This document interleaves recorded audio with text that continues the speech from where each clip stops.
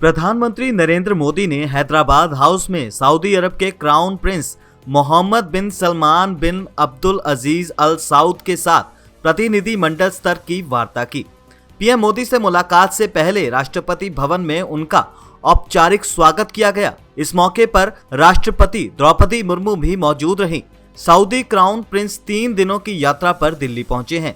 G20 शिखर सम्मेलन पूरा होने के बाद वे यहीं रुके हुए हैं। पीएम मोदी से मुलाकात के बाद सऊदी क्राउन प्रिंस ने भारत सऊदी रणनीतिक साझेदारी परिषद की बैठक में हिस्सा लिया। सऊदी अरब के प्रधानमंत्री क्राउन प्रिंस शाम 6:30 बजे राष्ट्रपति भवन में राष्ट्रपति द्रौपदी मुर्मू से भी मिलने वाले हैं। वे रात 8:30 बजे नई दिल्ली से रवाना होंगे। इससे पहले उन्होंने फरवरी 2019 में भारत का दौरा किया था। ये सऊदी अरब के क्राउन प्रिंस का दूसरा राजकीय दौरा है। वे शुक्रवार G20 में शामिल होने के लिए भारत आए थे। पीएम मोदी के साथ हुई बैठक में कई मुद्दों पर चर्चा हुई है। बैठक में भारत और सऊदी अरब के बीच द्विपक्षीय व्यापार और रक्षा संबंधों को मजबूत करने पर ध्यान केंद्रित करने की बात की गई।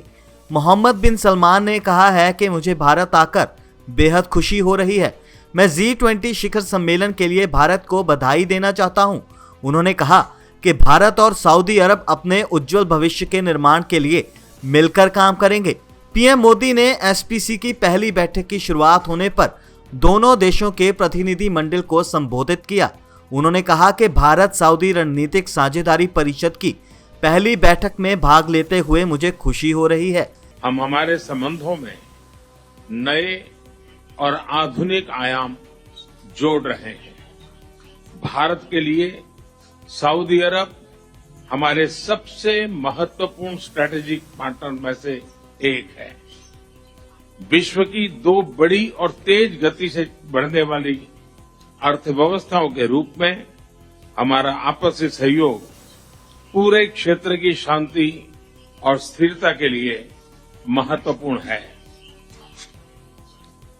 हिज रॉयल हाइनेस के साथ बैठक के हमने हमारी करीबी साझेदारी को नेक्स्ट लेवल पर ले जाने के लिए कई इनिशिएटिव की पहचान की है।